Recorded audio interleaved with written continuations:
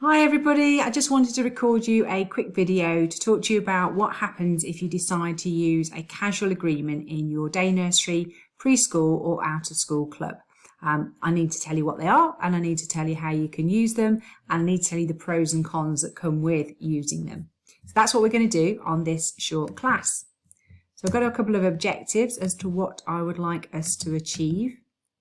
By the end of the class, I hope that you'll be able to understand what we mean by casual agreements and how they might be useful to your day nursery, preschool or out of school club. I want you to be able to understand how you calculate the holiday for those casuals, a bit of maths to do where they are employed under a casual agreement.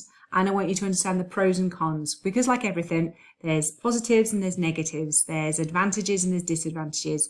And before you go into casual agreements, I want you to go into them with your eyes wide open. So what is a casual agreement? Well, there is no contract of employment with a casual. What we've been used to in day nurseries, preschools and clubs are having 0 hours employees, which means that they have a permanent contract. They just don't have any guaranteed hours. The hours are variable. They may work some weeks and not others. They may work different hours, different days. They may work different hours, different weeks. So with a casual, there is no contract of employment. It never exists.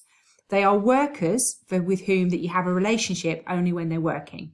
So there's somebody for whom you might have in just for a week to cover a peak demand or to cover some sickness or some holiday that's coming up. You might have them in just to do a particular task for you. You might need something doing from a maintenance position. You might need just your lawn mowing. You might have somebody in just to do that. A casual agreement can literally, start at 10 o'clock and finish at 11 o'clock. It could be as little as that.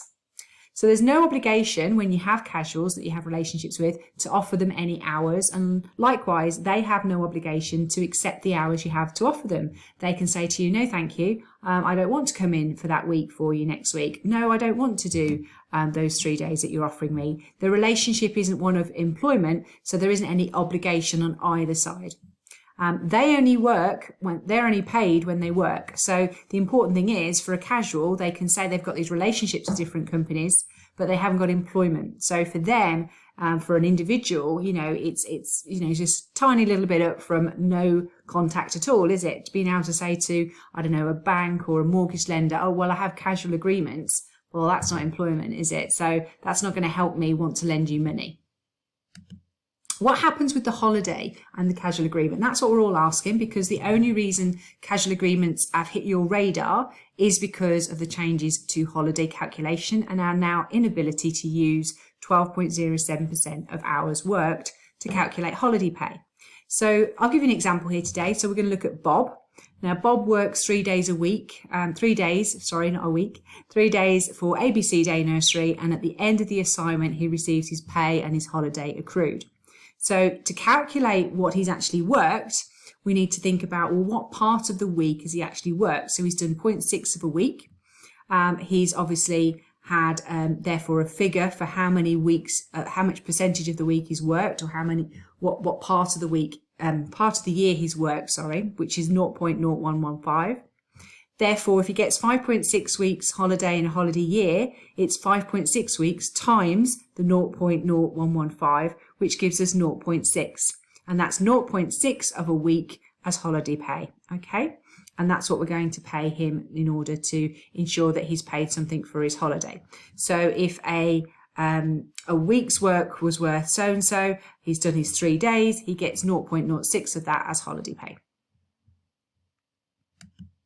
The pros of casual agreements, well, the pro is if he only works 3 days, he only gets holidays on the basis of those 3 days. That's going to be a lot less than if you had him on a 0 hours contract of employment, and you're going to have to go back up to 104 weeks to find 52 weeks where you've paid him wages in order to calculate what a week's wages was, and then obviously pay him 5.6 weeks of those, regardless of how many hours he's worked in the year. No large bills, and that's obviously what we're trying to avoid. You can literally see how somebody could, work a few hours for you in a particular year in order perhaps to help you out with some peak demand and still get 5.6 weeks holiday. Crazy. The cons of it is obviously an effort to administer. You'll be issuing casual worker agreements. potentially quite frequently. So there's a cost to that. There's a cost, obviously, to manage the process, to make sure you're calculating the holiday. There's a cost. It's not simple, as you've seen. It requires a bit of math skills. It could be difficult for people and therefore costly. If you were to ask someone to do this for you, you could be paying the premium for doing that. Safe recruitment checks, which we all should worry about. Are you going to be able to establish that Bob hasn't worked for anyone else since last Bob worked for you? Therefore, you're going to need to obviously look at the references and the application form that he previously completed.